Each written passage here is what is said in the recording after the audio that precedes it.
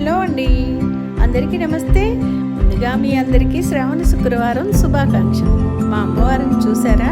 మీరంతా కూడా మా అమ్మవారిని కూడా దర్శించుకోండి.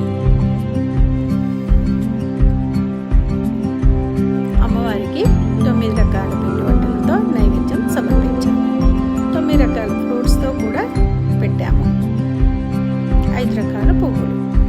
మా అమ్మవారిని చక్కగా రెడీ చేసుకోండి. మీ అందరికీ నచ్చితే మా అమ్మవారికి ఒక లైక్ చేయండి. ఇదిగో మా వారు నాకు ఇచ్చినటువంటి ఈ హారం గిఫ్ట్ అన్నమాట. ఈ వరలక్ష్మి వ్రతానికి నాకు ప్రతి పండగకి పువ్వులతో ముగ్గులు వేసుకోవడం, అమ్మవారి దేవుడిని అలంకరించుకోవడం చాలా ఇష్టం. ఇకపోతే పూర్ణాలు అయితే వేస్తున్నాను. నేను కాదండు, మా ఇంటికి వచ్చిన గెస్ట్ అంటే మా మామ కూతురు. ఆమె నేను వేస్తా పూర్ణాలు అని చెప్పేసి వేస్తుంది. ఆమె పూర్ణాలు వేస్తూ మాట్లాడుతుంటే నేను వాళ్ళ ఇంటిగా గెస్ట్గా వచ్చాను అన్నట్లుంది కదా. మీకేమనిపిస్తుంది?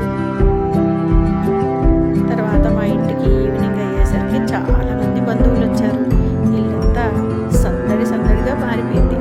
ఇక ఈ పూర్ణాలు ఒకళ్ళిద్దరు వేయలేదండి, ఆ నలుగురు 4 చేతులు వేసి మా పూర్ణాలు అయితే పూర్తి చేశారు.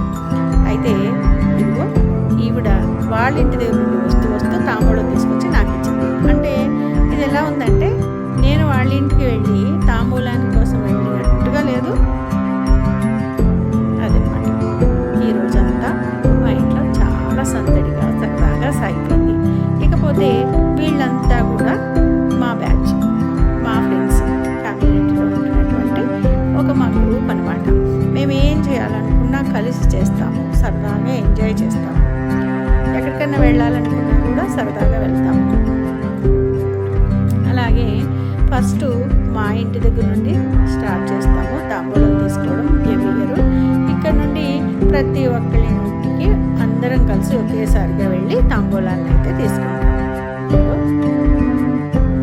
ఈ విధంగా ఈవిడ ఉన్నారే, ఈవిడ మా ఆడపడుచు అని చెప్పి ఆట పట్టించుకుంటూ ఉంటాము.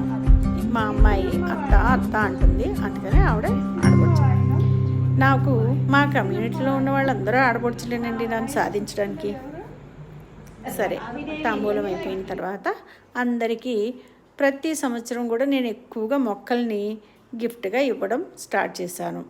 మనం ఏమి ఇచ్చినా కూడా అది ఏదో పక్కన పడేస్తారు. ఈ మొక్క అయితే చక్కగా గార్డెన్లో వేసుకొని రోజు గుర్తు చేసుకుంటారు. అందమైన పువ్వులు ఇస్తుంది.